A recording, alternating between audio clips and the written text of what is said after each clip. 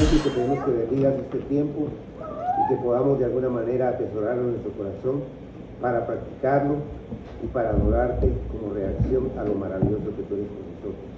En el nombre de Jesucristo. Amén. Bueno, Dios les bendiga. Un saludo en la distancia, en la lejanía, a las personas que nos sintonizan. Y pues el tema que estamos viendo hoy es el tema del descenso del Espíritu Santo, o sea, la venida del Espíritu Santo en una forma permanente, porque el Espíritu Santo, si estudiamos el estudio del Espíritu Santo, que un día lo vamos a estudiar, a veces venía en ocasiones especiales, no siempre vino a estar permanente. En cambio ya con la iglesia vino para estar permanente. Por eso Jesucristo dijo: he aquí estoy todos los días hasta el fin del mundo, a través de la persona del Espíritu Santo, porque estando el Espíritu Santo con nosotros hace real al Padre y al Hijo, porque es la Santa Trinidad, un solo Dios en tres personas. Entonces aquí ya nosotros vimos anticipadamente la ascensión de Cristo, que Cristo se fue al cielo. ¿Y a qué se fue el Señor? Se fue a sentarse en la majestad de las alturas, a la derecha del Padre, o sea, a la diestra del Padre, para ser nuestro gran sumo sacerdote. En otras palabras, Él está intercediendo por nosotros allá. Ahora, ¿por qué es que Él intercede? Porque tenemos problemas. Porque estamos todavía con problemas adentro de nosotros mismos. Es lo peor, que tenemos ahí una lucha tremenda, intensa. Y el que diga que no es mentira, porque la Biblia dice que el que dice que no peca es mentiroso. Pero tampoco es excusa para comprometernos con el pecado. Pero entonces Él intercede allá, pero mandó otro intercesor acá, que es la palabra paráclito o paracleto,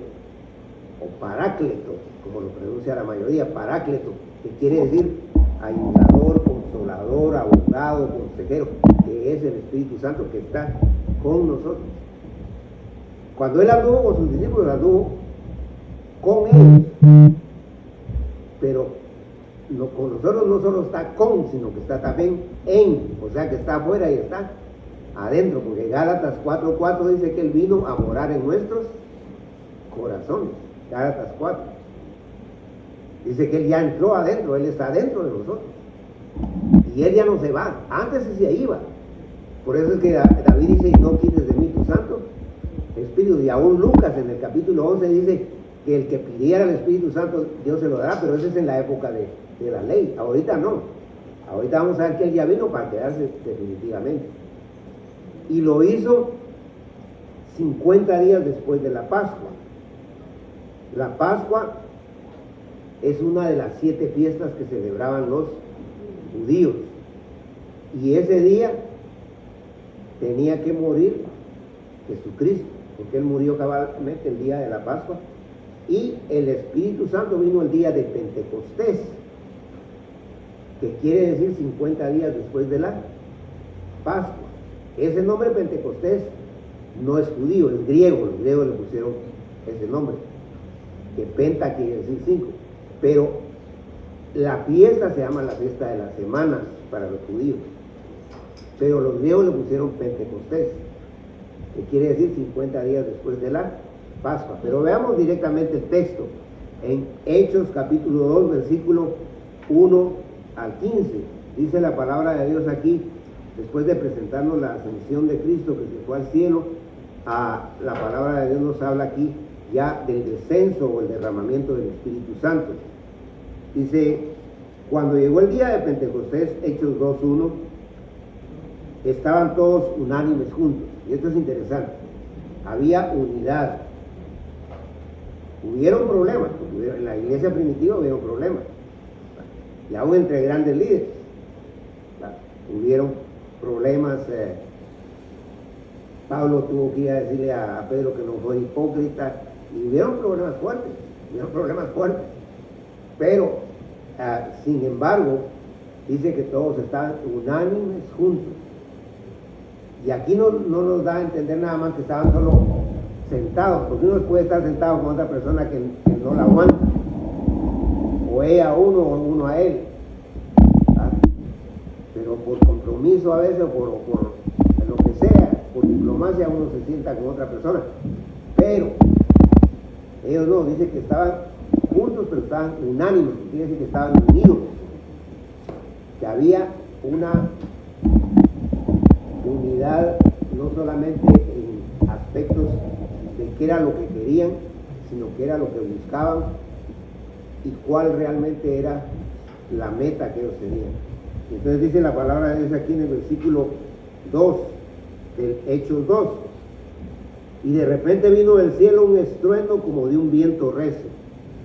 Tres cosas se van a manifestar aquí. Primero, un estruendo, que es como el estruendo que había cuando dice que las aguas se movían sobre la faz de la tierra, dice Génesis. Era fuerte, se oía, no era como un viento nada más apacible que uno ni lo oye, sino que se oía el viento. Y ese estruendo dice que vino del cielo, que soplaba, el cual llenó toda la casa donde estaban sentados. Acuérdense que ellos eran 120, que a un principio ellos usaban el aposento alto. El aposento alto era un lugar que ellos rentaban como cualquier lugar que se renta ahora para celebrar fiestas entonces también eso viene de los tiempos antiguos. Ellos tenían un lugar que se llamaba el aposento alto, y no solo los discípulos lo rentaba cualquier judío que quería rentar ese lugar. Pero ellos no estaban en el aposento alto, porque ahí no cabía esa cantidad de gente según las estructuras, porque todavía está el aposento alto en Israel, todavía existe ese lugar, y ahí no cabe. Entonces ellos estaban en otro lugar, pero fuera donde estaban, ahí fue donde el Señor empezó la era de la iglesia. Y acordémonos que la palabra iglesia quiere decir un grupo de personas llamadas por quién, por Dios. Son las personas, no es un edificio, no es un templo. Entonces dice la palabra de Dios aquí, y se les aparecieron dos, volviendo otra vez al 2:2, y de repente vino del cielo un estruendo como de un viento recio que soplaba, el cual llenó toda la casa donde estaban sentados. O sea que los impactó directamente a ellos. Fue directamente para este grupo, porque este grupo eran genuinos, eran verdaderos cristianos, no eran simples religiosos, porque religiosos siempre han habido. Pero ellos no eran simples religiosos. Y cuando decimos religiosos, cualquier tipo de religión, no, ellos eran cristianos. Cristiano quiere decir seguidor de Cristo. Y entonces la palabra de Dios dice aquí en el versículo 3: y se les aparecieron lenguas repartidas como de fuego, asentándose sobre cada uno de ellos. No dice que las lenguas eran de fuego, sino que dice como de fuego. Y ahí está la gramática. Tenemos que entender que no está diciendo específicamente que eran de fuego, sino que eran como de fuego. Lo que los expertos dicen es que se miraban las figuras como de una lengua y se ponía en la cabeza de cada uno de estos hermanos. Y ahí estaba entrando directamente la persona del Espíritu Santo. Aquí es el inicio de la iglesia verdadera, de la iglesia cristiana. No estamos hablando de una organización, ni de una denominación, ni de una religión. Estamos hablando de la verdadera iglesia de ¿quién? De Cristo, que él ya la había profetizado. ¿Se acuerdan? En Mateo dijo: sobre esta roca edificaré mi iglesia. Él se refería a él mismo.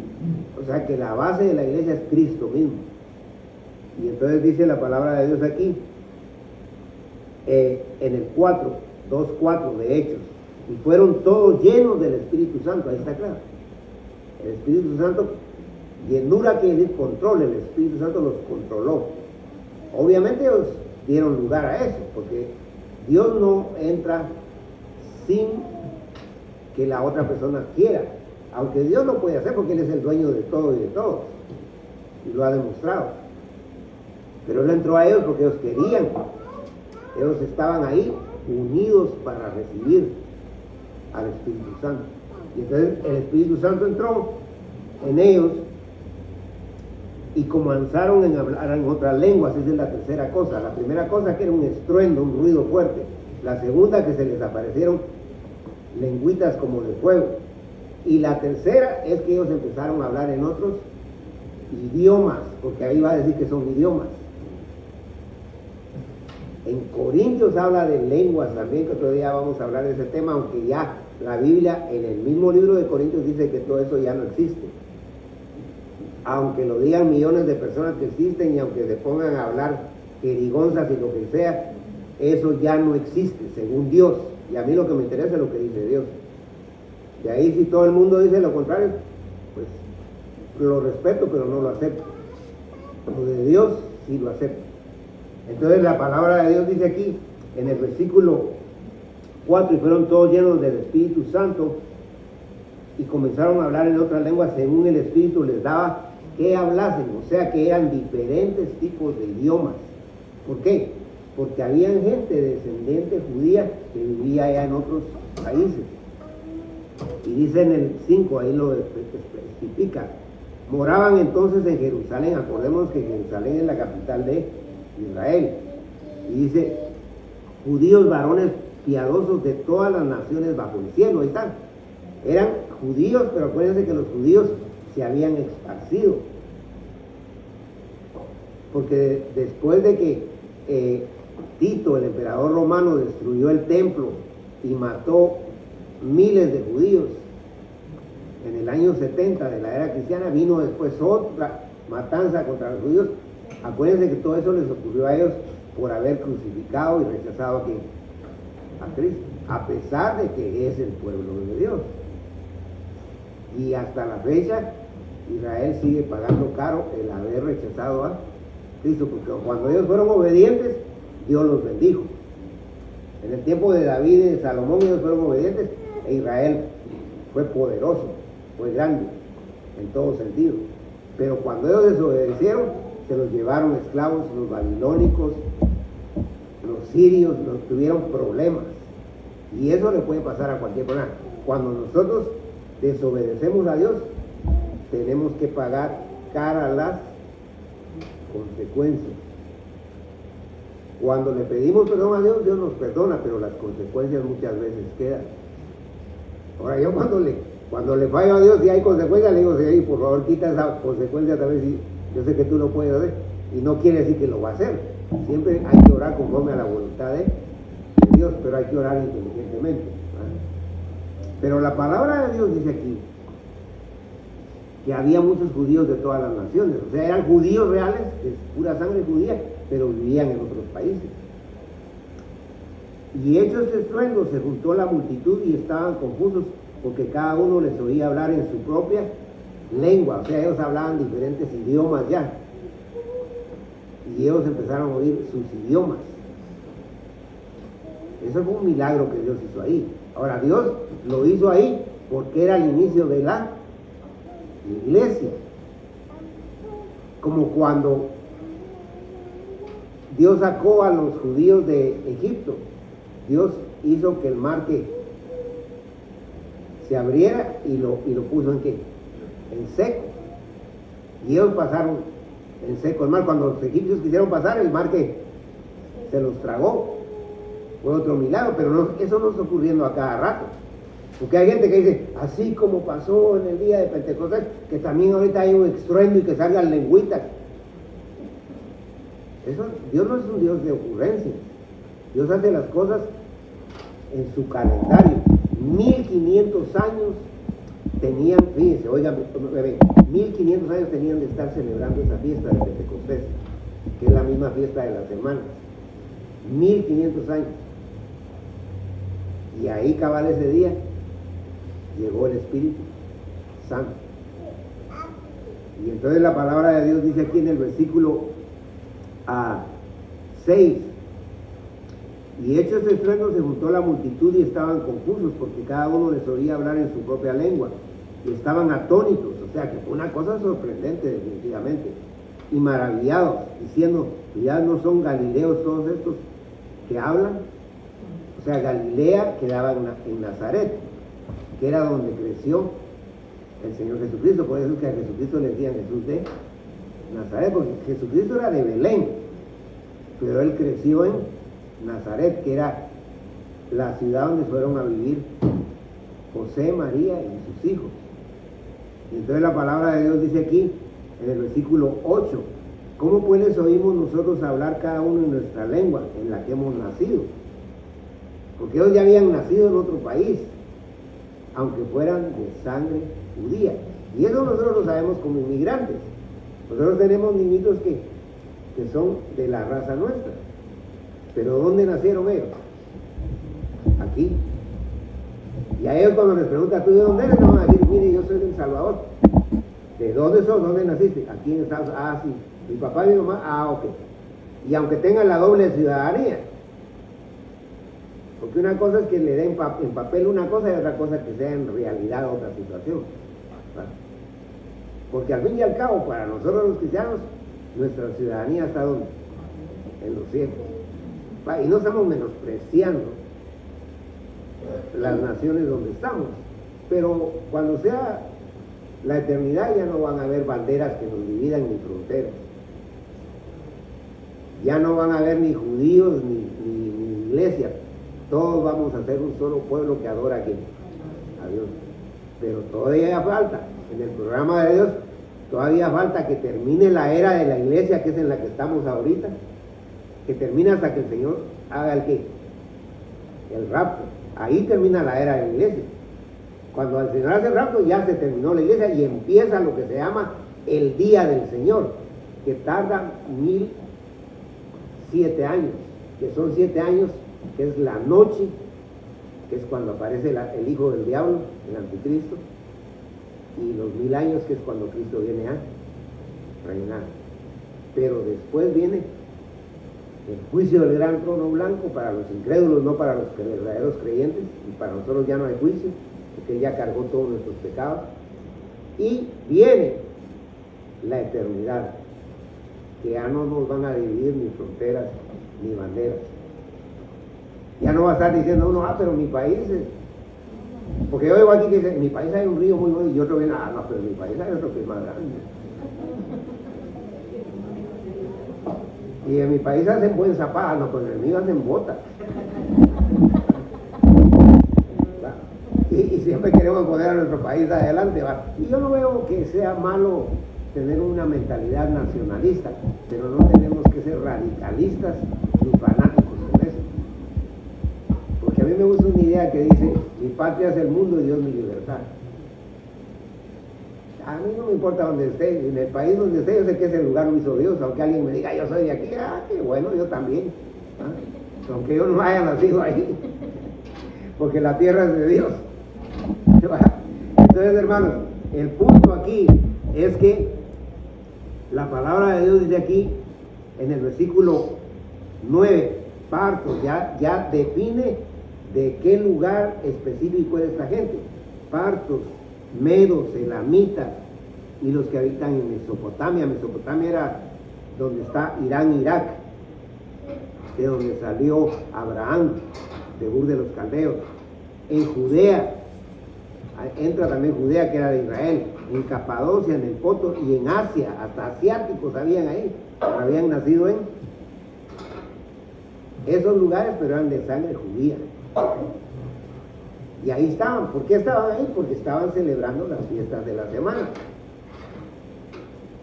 Y entonces ahí fue cuando llegó el Espíritu Santo. En Frigia, el 10, en Panfilia, en Egipto, y en las regiones de África, hasta en África. Porque ellos, los judíos, se han ido a todo el mundo. Hasta en 1948 Dios volvió a unir a Israel para que se volviera nación otra vez, 1948. Y ahora ya existe otra vez la nación de Israel, porque Israel va a llegar a ser el líder de toda la humanidad en términos de geografía, en términos de política social y económica, porque es el pueblo de Dios. Aunque Dios los esté castigando, Pero ese es un asunto entre ellos con Dios. Yo no me tengo que meter ahí. Yo no tengo vela en ese entierro. Yo lo que tengo que hacer es seguir pidiéndole a Dios que bendiga al pueblo judío, aunque Él los esté castigando, porque ese es un asunto entre Él con ellos. Es como cuando nosotros los cristianos, hay un hermano en la iglesia que tiene un problema, cual sea. Hay unos problemas que no son tan escandalosos como otros, pero viene alguien ahí y hace una cosa que todo el mundo se da cuenta, y entonces la gente, en lugar de orar por ese hermano, se pone aquí a señalarlo, a criticarlo, y en lugar de acercarlo, ¿qué hace? Lo aleja. Y dice la Biblia que tengamos cuidado, porque nosotros también podemos caer ahí, o peor, y que tratemos con amor, porque dice que el amor cubre multitud de pecados. Eso no quiere decir que vamos a decirle, amén hermano, puede pasar a cantar aquí aunque ande borracho, no. Tampoco tenemos que caer en eso, y sí hay cierto tipo de disciplina que se podría poner si es necesario, ¿va? Pero la mejor es decirle al hermano, mire hermano, venga, escuche la palabra, y para mí es conveniente para usted, para todos, que usted esté ahí tranquilo, ¿va? Y al rato, cuando ya usted piense que ya está bien con Dios, pues déjemelo saber, y entonces ya lo podemos poner a hacer algún tipo de actividad en la iglesia, porque la iglesia tiene que ser pluralista. ¿Qué quiere decir eso? Que la iglesia no es solo uno el que maneja y el que dirige el barco, ni siquiera el pastor, porque el pastor es un supervisor según la palabra de Dios. Supervisor quiere decir que el pastor tiene que ver qué está pasando. Y es según la Biblia, que eso lo podemos hablar con el tiempo, porque este mes no creo que dé tiempo, pero sí vamos a hablar de liderazgo el otro domingo. Un pastor correcto, que está de acuerdo de Dios, tiene que tener la mentalidad de unidad, aunque haya gente que ande con otras cosas ahí, porque siempre va a haber eso, y siempre va a haber gente que no esté contenta, y siempre va a haber gente que esté criticando, que esté hablando, pero ahí se están metiendo con Dios, y que se encargue Dios de darle duro a él o a uno de sus hijos o a quien sea, para que se tranquilice, porque con las cosas de Dios no hay que jugar. Ahora, si una persona anda haciendo un escándalo, sea pastor o no sea pastor, está haciendo, eso es otra historia. Pero la Biblia nos enseña que han habido problemas, hay problemas y habrá problemas, pero tenemos que seguir, como dice 1 Corintios capítulo 1, estar perfectamente unidos en una misma mente y en un mismo parecer. 1 Corintios 1:10. Y entonces la palabra de Dios dice aquí, ya yendo al final de este concepto de la eclesiología, o sea, del conocimiento de la iglesia, porque no es igle crecimiento. Igle crecimiento quiere decir crecimiento de una iglesia, que las iglesias triste y lamentablemente crecen, pero según las 7 parábolas de Mateo 13, que son como la mostaza, que la mostaza es la semilla más pequeña casi de todas las hortalizas, pero es una hortaliza, no es un árbol fuerte. Y cuando crece ese palo de la mostaza, crece grande, pero no es leñoso. Usted llega y arranca con la mano así una rama grande, ¿por qué? Porque es hierbáceo, ¿no? Es como una hierba, no es leñoso. Agarre un roble a ver si lo arranca.